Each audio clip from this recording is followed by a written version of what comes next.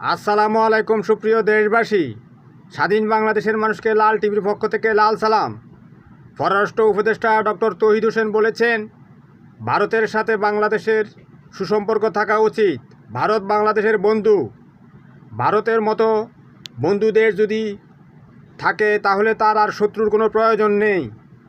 গত কয়েক বছর, প্রায় 16 বছর ভারত তার গোয়েন্দা বাহিনী রয়ের এজেন্ট খুনি হাসিনাকে দিয়ে বাংলাদেশে গুম খুন করিয়েছে।